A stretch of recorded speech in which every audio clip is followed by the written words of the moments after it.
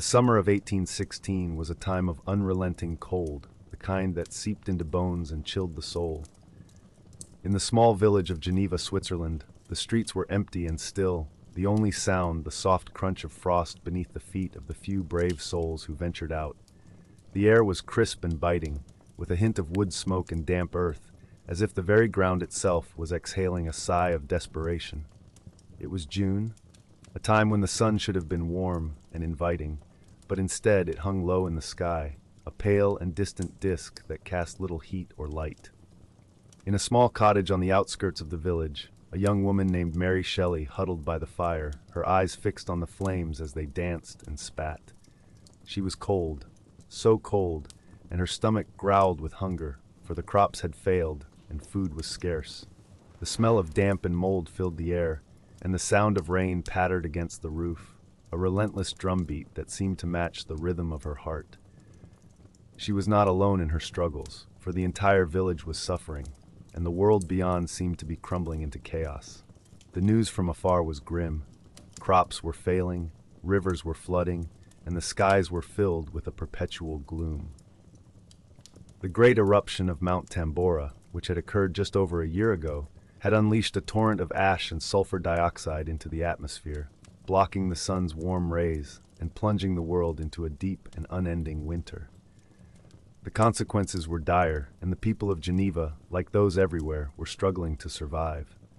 The fire crackled and spat, casting flickering shadows on the walls as Mary Shelley sat, lost in thought, her mind turning to the strange and terrifying world that lay beyond the fragile comfort of her cottage. As the days turned into weeks, and the weeks into months, the reality of the food shortage began to sink in. The temperature had dropped, and the crops had failed, leaving people to scramble for ways to preserve what little they had. In the small villages, the smell of smoke wafted through the air, as people smoked meats to preserve them for the long winter ahead. The sound of sizzling and crackling filled the streets, as families worked together to smoke fish, meats, and even fruits to make them last longer. The smell of salt and vinegar hung heavy over the streets, as people used these methods to preserve vegetables and meats, in the absence of refrigeration. In the kitchens, the sound of chopping and grinding filled the air, as people worked to prepare their food for preservation. The women of the village would spend hours chopping and grinding vegetables to make them ready for fermentation. The smell of sauerkraut and kimchi filled the air, as people used these methods to preserve cabbage and other vegetables. The sound of jars and crocks being sealed echoed through the streets, as people worked to store their preserved food in the root cellars and pantries. The feel of the cool, damp earth surrounded the jars as they were placed in the root cellars to keep them fresh for months to come. In the root cellars, the smell of damp earth and mold filled the air as people stored their preserved food. The sound of dripping water echoed through the cellars as the earthy smell of the potatoes and carrots wafted up from the crates. The feel of the rough stone walls and the cool, damp air surrounded the people as they worked to store their food. The taste of the preserved food was a reminder of the ingenuity of the people who had worked to make it last through the long winter ahead. As the winter wore on, the people of the village began to rely more and more on their preserved food. The smell of stew and soup filled the air as people cooked their preserved vegetables and meats to make hearty meals. The sound of spoons clinking against the sides of bowls echoed through the streets as people sat down to eat their preserved food. The feel of the warm soup and the taste of the preserved vegetables was a comfort to the people who had worked so hard to make it last. In the evenings, the people of the village would sit by the fire and talk of the old days when food was plentiful. The sound of laughter and conversation filled the air as people reminisced about the good times. The smell of wood smoke and the feel of the warm fire surrounded the people as they sat together and talked of the past. The taste of the preserved food was a reminder of the hard work and the ingenuity of the people who had made it last through the long winter ahead. As the night wore on, the people of the village would begin to think of the future and the challenges that lay ahead. The sound of the wind outside and the creaks and groans of the old houses echoed through the streets as people wondered what the future held. The feel of the cool night air and the smell of the darkness surrounded the people as they sat by the fire and thought of the days to come. The taste of the preserved food was a reminder of the resilience of the people who had made it last through the long winter ahead. The darkness outside was a reminder of the unknown that lay ahead. The sound of the crickets and the rustling of leaves echoed through the streets as people wondered what the future held.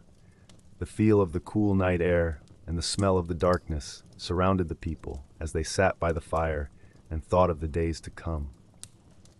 The taste of the preserved food was a reminder of the hard work and the ingenuity of the people who had made it last through the long winter ahead. As the night wore on, the people of the village would begin to settle in for the long night ahead. The sound of the wind outside and the creaks and groans of the old houses echoed through the streets as people drifted off to sleep. The feel of the cool night air and the smell of the darkness surrounded the people as they lay in their beds and thought of the days to come. The taste of the preserved food was a reminder of the resilience of the people who had made it last through the long winter ahead. The darkness outside was a reminder of the unknown that lay ahead. The sound of the crickets and the rustling of leaves echoed through the streets as people slept and dreamed of the future. The feel of the cool night air and the smell of the darkness surrounded the people as they lay in their beds and thought of the days to come. The taste of the preserved food was a reminder of the hard work and the ingenuity of the people who had made it last through the long winter ahead. As the night wore on, the people of the village would sleep and dream of the future. The sound of the wind outside and the creaks and groans of the old houses echoed through the streets as people rested and thought of the days to come. The feel of the cool night air and the smell of the darkness surrounded the people as they lay in their beds and thought of the days to come. The taste of the preserved food was a reminder of the resilience of the people who had made it last through the long winter ahead. And as the darkness deepened, the people of the village would sleep and dream of the future and the challenges that lay ahead. As the winter of 1816 deepened, the villagers huddled together, seeking shelter from the biting winds and icy rains that threatened to seep into their very bones. The thatched roofs of their cottages, woven from dried reeds and straw, proved a sturdy barrier against the elements, their gentle curves a testament to the ingenuity of the village's master thatchers. Inside, the air was thick with the smell of wood smoke and damp earth, the scent of burning peat and turf hanging heavy over the hearth. The sound of crackling flames and the occasional pop of a burning log provided a soothing background hum, a reminder that even in the darkest of times, warmth and comfort could still be found. In the larger towns, the architecture was more robust, with stone walls and slate roofs providing a greater degree of protection against the elements. The narrow streets, lined with closely packed houses, formed a maze of sheltered alleys and courtyards, where people could gather and share what little warmth they had. The sound of hammering on metal, the clang of pots and pans, and the murmur of hushed conversations all blended together to create a sense of community, a feeling that even in the face of adversity, the people would persevere. As the snow fell gently outside, casting a serene silence over the bustling streets, the villagers would gather around the fire, their faces aglow with the warm light of the flames, their eyes shining with a deep-seated resilience. The fuel that powered these fires was a precious commodity, carefully hoarded and rationed throughout the long winter months. Peat, cut from the nearby bogs, was a staple of the village economy, its dense, earthy smell filling the air as it burned slowly, releasing a warmth that seemed to seep deep into the very marrow of the bones. Turf, too, was a common fuel, its dry, crumbly texture making it a popular choice for the smaller hearths and fireplaces. And then, of course, there was wood, the most luxurious of all, its sweet, resinous scent wafting up from the flames like a promise of better times to come. The sound of axes biting into timber, the thud of falling trees, and the rustle of leaves all echoed through the forest, a reminder that even in the depths of winter, the natural world still held a deep and abiding beauty. As the nights drew in, the villagers would gather around the fire, their faces illuminated by the flickering flames, their eyes shining with a deep-seated warmth. They would share stories of the past, of summers long gone, when the sun had shone bright and the crops had grown tall and green. They would talk of the future too, of the challenges that lay ahead and the ways in which they would overcome them. The sound of laughter, the clinking of glasses, and the occasional shout of excitement all blended together to create a sense of joy, a feeling that even in the darkest of times, there was still room for hope and happiness. And as the night wore on, the fire burning low, the villagers would settle in for the long haul, their bodies warm, their hearts full, and their spirits buoyed by the knowledge that they would face whatever the future held together. The social arrangements that governed the village were a complex web of relationships, a delicate balance of power and obligation that had been honed over generations. The elderly, respected for their wisdom and experience, would often take on a leadership role, guiding the younger members of the community through the harsh winter months. The sound of their voices, low and soothing, would provide a sense of comfort, a reminder that even in the darkest of times, there was still a deep and abiding sense of tradition and continuity. The women, too, played a vital role, their skills as healers, cooks, and caregivers essential to the survival of the community. The smell of baking bread, the taste of freshly cooked stew, and the feel of warm blankets all combined to create a sense of comfort, a feeling that even in the face of adversity, the people would persevere. As the winter deepened, the villagers would come together, sharing what little they had, their bodies warm, their hearts full, and their spirits buoyed by the knowledge that they would face whatever the future held together. The sound of snow falling outside, the creak of trees in the wind, and the occasional hoot of an owl all blended together to create a sense of peace, a feeling that even in the darkest of times there was still room for hope and happiness.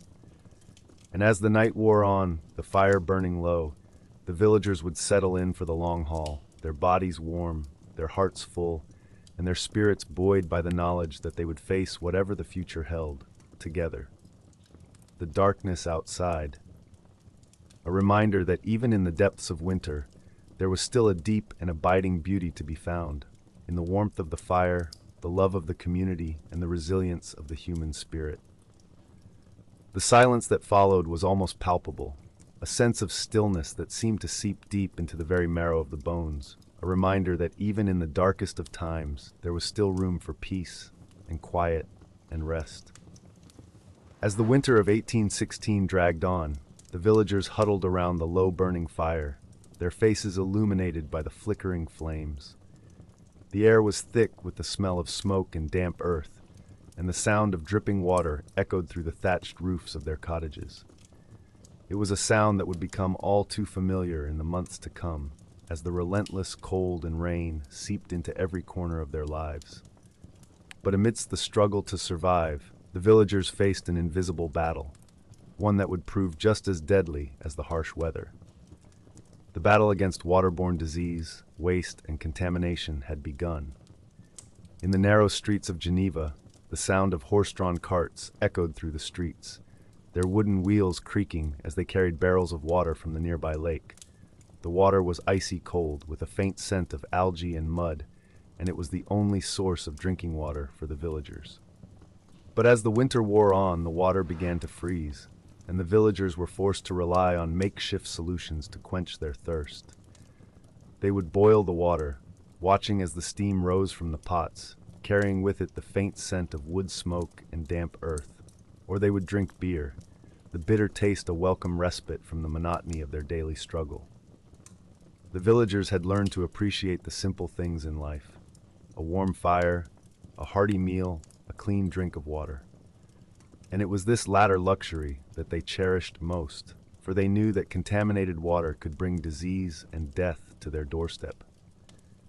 They would often gather around the fire, listening to tales of the great cities, where civic engineering had created elaborate systems of pipes and sewers to keep the water clean.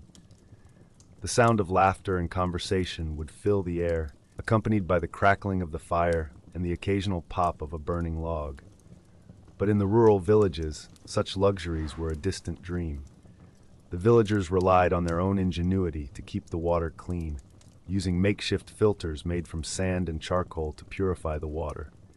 They would watch as the water flowed through the filters, the sound of gently flowing water, a soothing balm to their frazzled nerves. And they would marvel at the simple, yet effective solutions that had been devised to keep the waste and contamination at bay. The smell of charcoal and sand would fill the air, a reminder of the importance of clean water in their daily lives. As the winter wore on, the villagers began to notice a change in the air.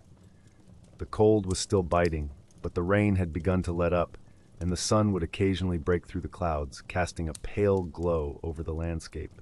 The sound of birds singing would fill the air, a welcome respite from the monotony of the winter months.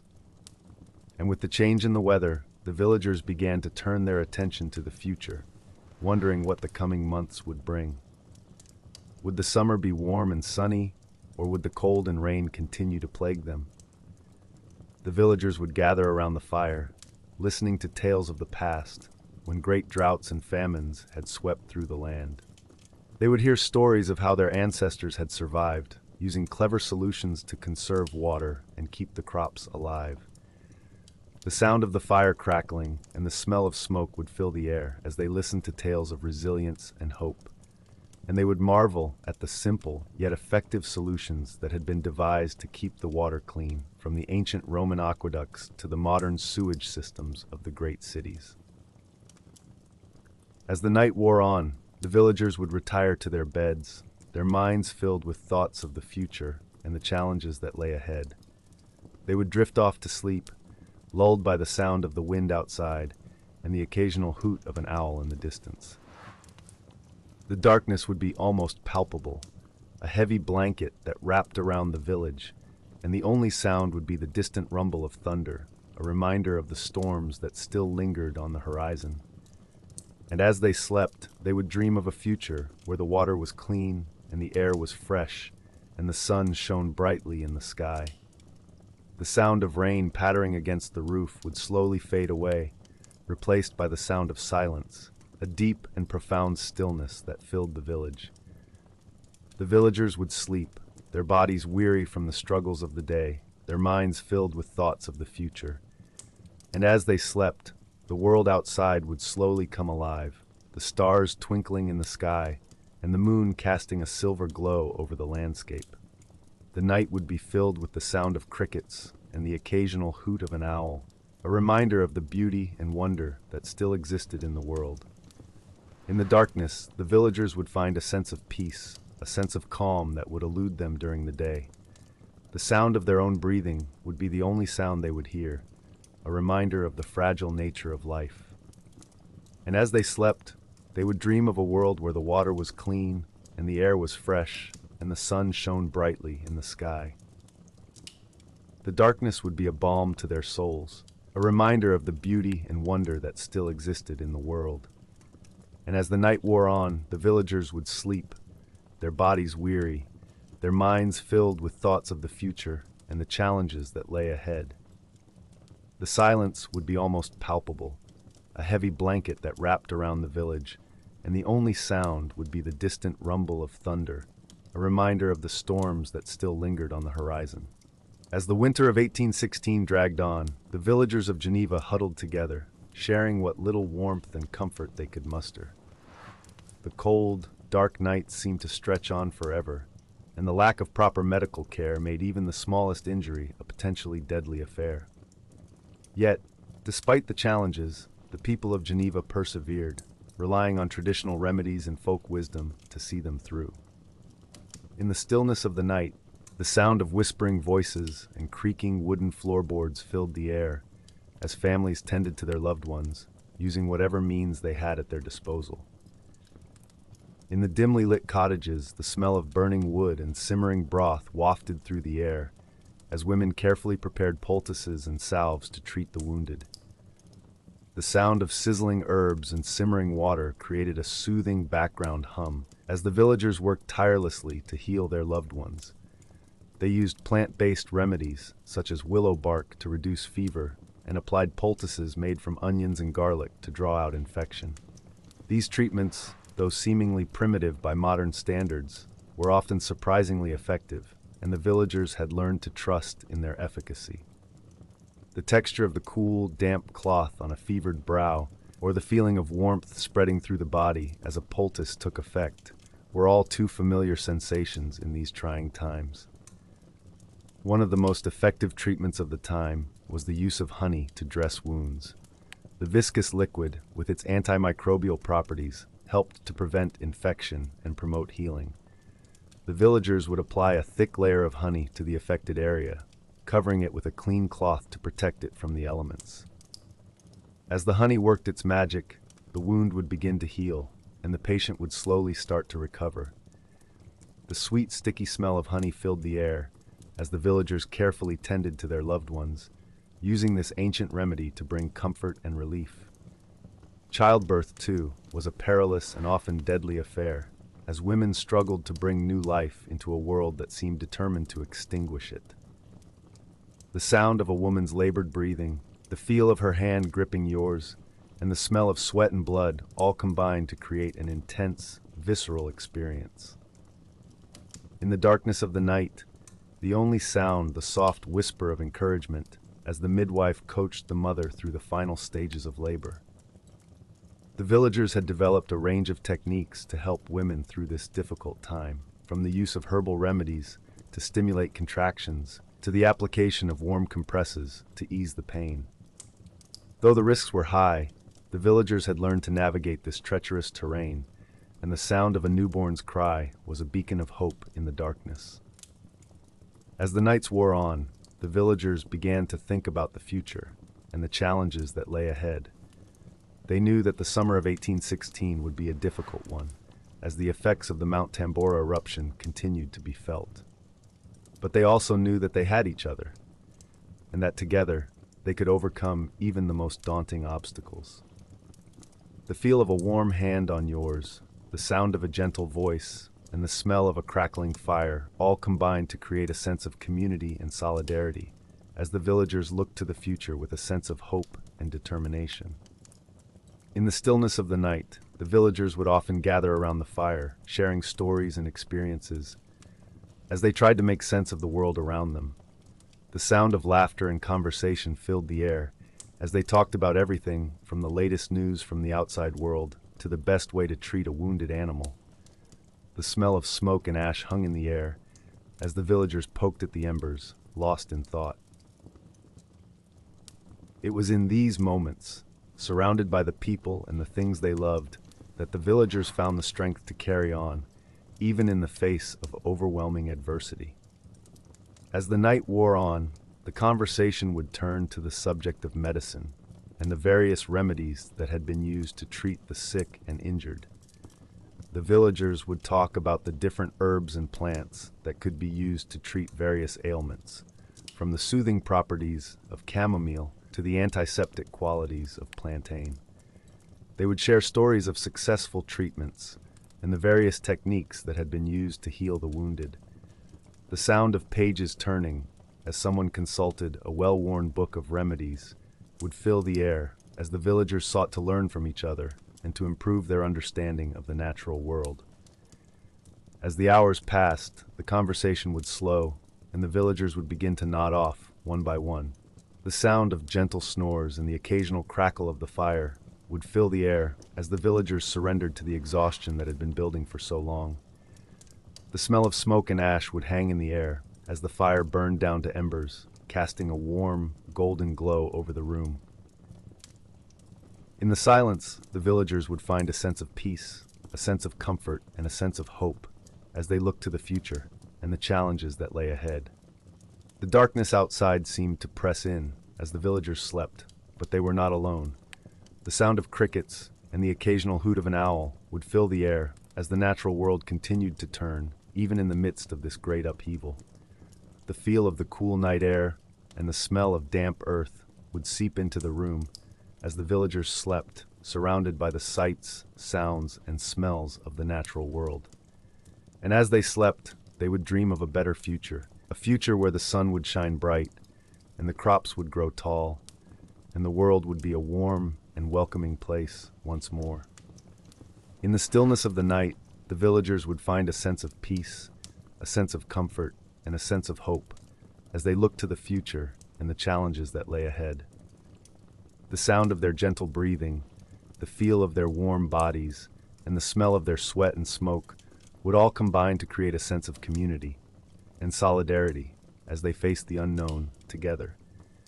And as the night wore on, the villagers would sleep, surrounded by the sights, sounds, and smells of the natural world, their hearts filled with a sense of wonder and their minds filled with a sense of awe at the beauty and the mystery of the world around them. The darkness outside seemed to press in as the villagers slept, but they were not alone. The sound of the wind and the occasional creak of a tree branch would fill the air as the natural world continued to turn, even in the midst of this great upheaval. The feel of the cool night air and the smell of damp earth would seep into the room as the villagers slept, surrounded by the sights, sounds, and smells of the natural world. And as they slept, they would dream of a better future, a future where the sun would shine bright, and the crops would grow tall, and the world would be a warm and welcoming place once more. As the night wore on, the villagers would sleep, surrounded by the sights, sounds, and smells of the natural world. The sound of their gentle breathing, the feel of their warm bodies, and the smell of their sweat and smoke would all combine to create a sense of community and solidarity as they faced the unknown together. And as the darkness outside seemed to press in, the villagers would find a sense of peace, a sense of comfort, and a sense of hope as they looked to the future and the challenges that lay ahead. The feel of the cool night air and the smell of damp earth would seep into the room as the villagers slept, surrounded by the sights, sounds, and smells of the natural world. In the silence, the villagers would find a sense of calm, a sense of tranquility, as they slept, surrounded by the natural world. The sound of the wind and the occasional creak of a tree branch would fill the air as the world outside seemed to slow down and come to a peaceful stop. The feel of the cool night air and the smell of damp earth would seep into the room as the villagers slept, surrounded by the sights, sounds, and smells of the natural world. And as they slept, they would dream of a better future, a future where the sun would shine bright and the crops would grow tall and the world would be a warm and welcoming place once more. The darkness outside seemed to press in as the villagers slept, but they were not alone. The sound of the crickets and the occasional hoot of an owl would fill the air as the natural world continued to turn, even in the midst of this great upheaval. The feel of the cool night air and the smell of damp earth would seep into the room as the villagers slept, surrounded by the sights, sounds, and smells of the natural world. And as they slept, they would dream of a better future, a future where the sun would shine bright and the crops would grow tall and the world would be a warm and welcoming place once more. The sound of their gentle breathing, the feel of their warm bodies, and the smell of their sweat and smoke would all combine to create a sense of community and solidarity as they faced the unknown together. As the winter of 1816 slowly receded, the villagers of Geneva began to stir, their thoughts turning to the challenges of the upcoming summer. The memories of the previous year's failed harvests still lingered, and the prospect of another cold and unforgiving season weighed heavily on their minds. Yet, even as they contemplated the difficulties ahead, they found comfort in the knowledge that they were not alone. The social fabric of their community, woven from threads of mutual aid and collective resilience, had been tested and proven strong. In the town square, the sound of hammering on metal and the smell of freshly baked bread wafted through the air as the villagers prepared for the coming season. The guild system, a complex network of skilled artisans and traders, hummed with activity as craftsmen and women worked together to create the tools and goods necessary for survival. The blacksmiths, their faces aglow with the heat of the forge, hammered out plows and sickles, while the weavers, their fingers moving deftly, created warm clothing and blankets to ward off the chill. As the villagers worked, they shared stories of the past year, of the struggles and the triumphs, and of the ways in which they had come together to support one another. They spoke of the granaries, those great storehouses of grain, which had been filled to bursting during the good years, and which now stood as a testament to the wisdom of planning and foresight. The commons, too, those shared spaces where animals grazed and crops were grown, had played a vital role in the village's survival, providing a safety net for those who had lost their own lands or livelihoods. The trade routes, those ancient pathways that crisscrossed the continent, had also been a lifeline, bringing food and goods from distant lands to the struggling villagers. The smell of exotic spices and the sound of foreign languages had become familiar in the town square, as merchants and traders from far and wide came to exchange their wares. The villagers had learned to appreciate the value of these outsiders, who brought with them not only goods, but also stories and knowledge from beyond the horizon. As the days lengthened and the sun shone with increasing warmth, the villagers began to look outward to the world beyond their narrow valley. They knew that they were not alone in their struggles, that other communities in other lands were facing similar challenges. And so they reached out, forming alliances and partnerships, and sharing what little they had in the hope of creating a stronger, more resilient whole. In the evenings, as the fire burned low and the stars twinkled in the night sky, the villagers would gather to share what news they had and to plan for the future. The sound of laughter and conversation, the smell of smoke and cooking meat filled the air as they came together to support one another and to face whatever challenges lay ahead. And as they sat in the warm glow of the fire, they knew that they would get through this together as a community, bound by ties of mutual aid and a shared determination to survive. The night air was cool and the darkness was almost palpable, but the villagers felt no fear, for they knew that they were not alone. The world was a vast and mysterious place, full of wonders and dangers, but in this moment they felt a sense of connection to the land, to each other, and to the countless generations that had come before. The sound of a distant stream, the hooting of owls, and the creaking of trees all blended together to create a sense of peace and a deep and abiding connection to the natural world. As the night wore on, the conversation turned to the subject of the upcoming summer and the prospects for the harvest. The villagers knew that the weather was unpredictable and that the crops were fragile, but they also knew that they had done everything in their power to prepare. The fields were planted, the tools were ready, and the community was strong. And so they waited, with a sense of hope and a deep respect for the power of nature, knowing that the future was uncertain, but that they would face it together. The fire burned low, and the stars shone bright as the villagers slowly rose to make their way back to their homes. The night air was cool, and the darkness was deep, but they felt no fear, for they knew that they were part of something larger, a community that was bound together by ties of mutual aid and a shared determination to survive. And as they walked, the sound of their footsteps and the rustling of leaves were the only sounds in a world that was full of wonder and full of strife. The darkness seemed to press in around them, but they felt no fear, for they knew that they were not alone, and that together they could face whatever challenges lay ahead. The world was a vast and mysterious place, full of wonders and full of dangers. But in this moment, the villagers felt a sense of peace and a deep connection to the land and to each other. The sound of the wind, the smell of the trees, and the feel of the earth beneath their feet all combined to create a sense of belonging and a sense of wonder. And as they disappeared into the darkness, the stars shone bright, and the world seemed to stretch out before them, that full of possibilities and full of promise. In the silence, the sound of the wind and the creaking of trees were the only sounds, as the villagers slowly drifted off to sleep, their dreams filled with visions of a brighter future and a world that was full of hope and full of wonder. The darkness was deep and the night was long, but they felt no fear, for they knew that they were part of something larger, a community that was bound together by ties of mutual aid and a shared determination to survive. And as they slept, the world outside was quiet.